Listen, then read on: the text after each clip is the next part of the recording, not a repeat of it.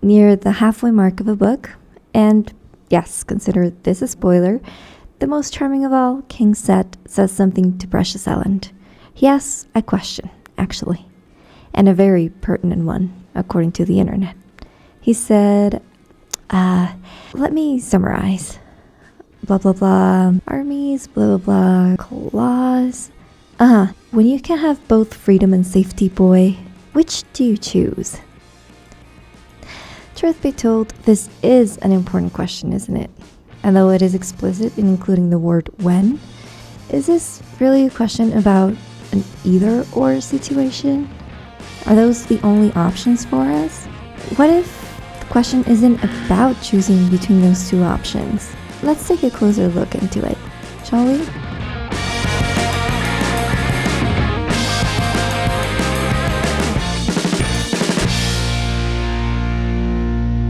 Hi, I'm Samitha, and today I'm here to dive into Elend, as you might have already concluded. I might think that his character was ruined from here on out, but I still harbor some affection for him anyway, hence a video in his loving memory. Seriously, I want this to be a joke, but I'm sadly serious. Though I respect anyone who does like Elend still, he's kinda badass too, I know. Anyway, while Elend's arc in the Well of Ascension is very similar to Vin's in what pertains to trust, to everybody, or at least most, the meat of the thing lies elsewhere. It's not in how Elend chose to trust his judgment or anything too similar to Vin's experience. It's about Elend's metamorphosis into a king. His transformation starts because there's an army camping outside Luthadel, passively threatening Elend and his newly established assembly.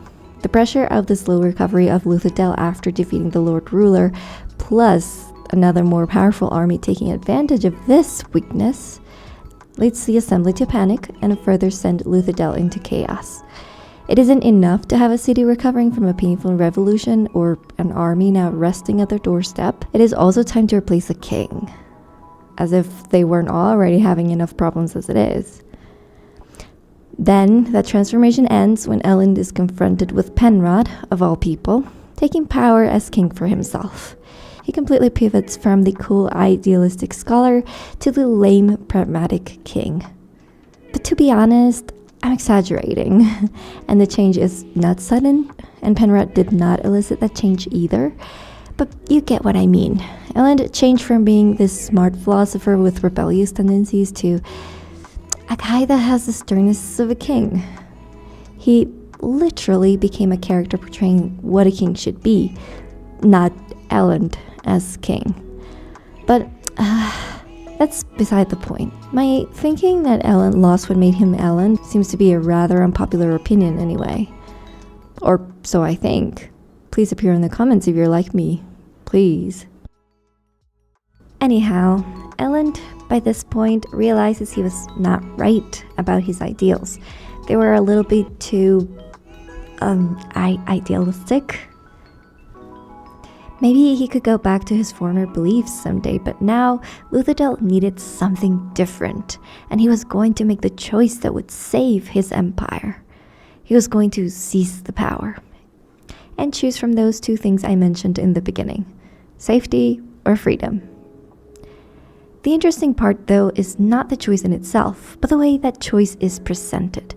For this, let's go back to Cett's quote and read all of it. That's the thing, boy. Letting the people rule themselves is fine when everything is bright and happy, but what about when you have two armies facing you?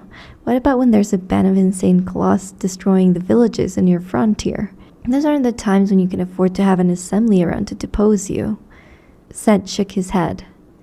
The price is too high. When you can't have both freedom and safety, boy, which do you choose?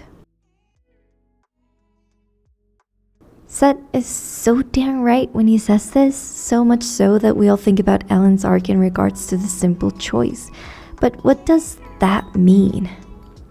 And yes, I've seen people say that Sanderson doesn't like democracy in fantasy, that democracy is cringe. So this is not going to be about denouncing Sanderson for not believing in democracy. Honestly, I don't either, at least representative democracy. So no, it's not about democracy being cringe or about Sanderson not believing in democracy or whatever. But before we do get to what it is, let's examine why Cett was so right. It's Samitha's experience outside Lutherdale that confirms Cett's claims. The Scout were going so hungry outside the central dominance that despite the slavery they suffered, they were clamoring for the Lord Ruler to return and provide safety they once had taken for granted. And this alone makes for an excellent argument. Safety must come first, and if people don't know how to get there, a good leader does, or at least tries. It is a hefty dilemma, one that might not have a definite answer, but one that Sanderson approaches with an answer. Safety comes first. However, that answer, although smart, happens to rely on something I keep seeing in his works. The good leader. I don't intend to rebuke this thesis at all, because it is deeply ingrained in our minds as the way leadership should be, but I simply mean to question this certainty. When Tindall arrives, trying to make Elend a true king, what she seems to mean when she references a good leader is how he should show his authority, how he must be strong and assume responsibility, how he should earn his people's trust, seize power for himself, and disregard what people think they want because he knows better. He should also be arrogant and neglect being an idealist or a philosopher. Although this last one is mentioned by Jace and not Tindall, but it kinda hits the mark on what ends up happening anyway.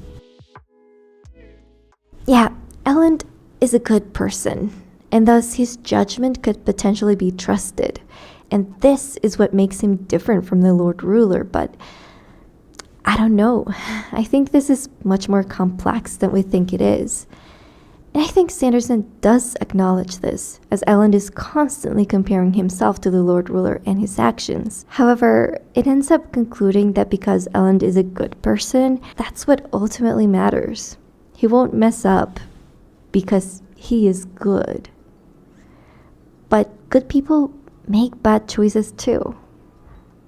Maybe this is something addressed in book 3, as Elend himself seems troubled by this very thing that I say, and because of how Samitha's arc ended, which I'll be making a video on, but I can't say for sure, as I've not read it yet.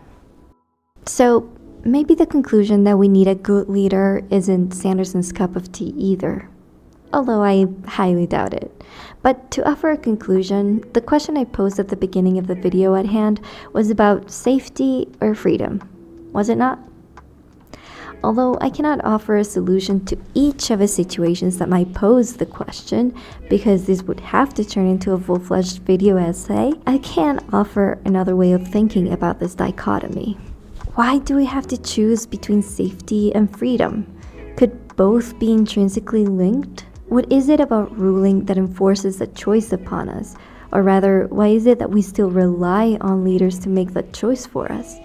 And lastly, why do we keep on depending on the idea of a good leader? I read you in the comments. Remember, this is my opinion. It is not the opinion. There are tons of other valid opinions out there, but this is just mine. And that's what I leave you with.